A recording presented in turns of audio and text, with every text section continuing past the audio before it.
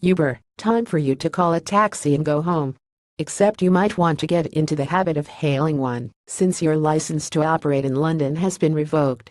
Transport for London has informed the private car hire firm that it is not fit and proper for it to operate in the capital due to its lack of corporate responsibility in relation to public safety.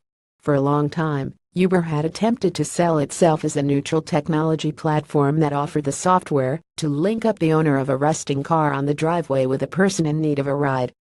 Underused cars got out on the road, drivers earned an extra few pounds in their spare time, and passengers got to their appointments on time.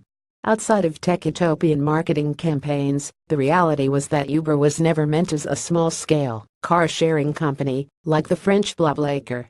Instead, its goal was always total market domination at any cost. To dispel any doubt of that, just look to the massive losses it is running in China. Its end goal, some argued, was to eventually introduce self-driving cars and sell off data harvests from journeys. In London, it trampled competition from Addison Lee and black cabs by undermining their fares. But someone had to pay the price. For a while it seemed like it was only the drivers who were bearing the burden of the company's lean model. There was much legal haranguing over the status of drivers and Uber's determined efforts to ignore their glaringly obvious role as employees. That was, until last October, when it lost a landmark employment tribunal which ruled that its drivers should be classified as workers and not self-employed contractors, and as a result they were owed worker benefits and protections. There were others paying the price, and it was too often vulnerable women. In August, Uber was accused by the Metropolitan Police of allowing a driver who sexually assaulted a passenger to strike again by not reporting the attack, as well as other serious crimes. Rather than reporting criminal complaints to the police, the tech startup logged them with TfL, causing delays of up to 7 months before crimes were investigated. Inspector Neil Billany of the Met's taxi and private hire team suggested that the reason for this was because the company was attempting to protect its reputation.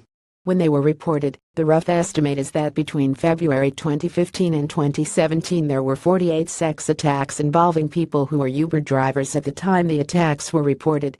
The company claims that it required disclosure and barring service checks and recorded the contact details of all drivers, but the rapidly expanding workforce meant that some drivers were falling through the cracks.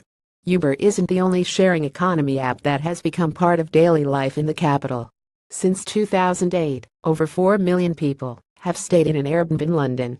The company, which links guests up with empty rooms or homes in the capital, recently came under fire in the US for not properly screening a host who attempted to sexually assault a woman. A spokesman for Airbnb later told The Independent that a background check had been done on the host and that there had been no prior convictions. The legal ruling over Uber could now bring the responsibilities of other companies such as Airbnb into the limelight. The rapid proliferation of these types of gig economy companies over the past few years has meant that many of them have forgotten their basic responsibilities toward their customers.